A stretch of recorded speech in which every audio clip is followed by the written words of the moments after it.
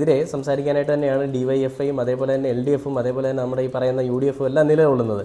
അപ്പോൾ അങ്ങനെയുള്ള ഈ തന്തയില്ലായ്മകൾ നടക്കുമ്പോൾ അതെന്തുകൊണ്ടാണ് അവർ ചേർത്ത് പിടിക്കുന്നുള്ളത്? അവർക്ക് വോട്ട് കിട്ടാൻ വേണ്ടി എന്നുള്ളത് മാത്രമല്ല, നമ്മുടെ സമൂഹത്തിൽ നിലനിൽക്കുന്ന ഈ കൊള്ളരുതായ്മകൾക്കെതിരെ BJP എന്ന് പറയുന്ന ഒരു നേതൃത്വം വന്ന് സംസാരിക്കുമ്പോൾ, രാജ്യം ഭരിക്കുന്ന ഒരു പാർട്ടി വന്ന് സംസാരിക്കുമ്പോൾ അത് അത്ര വെച്ചുറപ്പിക്കാനാവുന്നതല്ല എന്ന് മനസ്സിലാക്കിയ ആ ആളുകൾ തന്നെയാണ് വേടനെ ചേർത്ത് പിടിച്ചതും.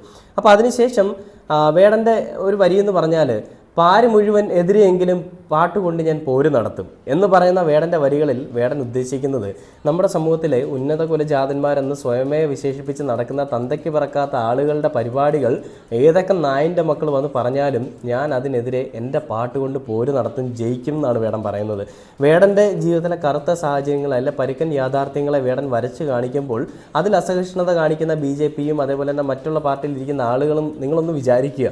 വേടൻ അനുഭവിച്ച കാര്യങ്ങളെപ്പറ്റിയാണ് വേടൻ പറയുന്നത്. അയാളുടെ ജീവിത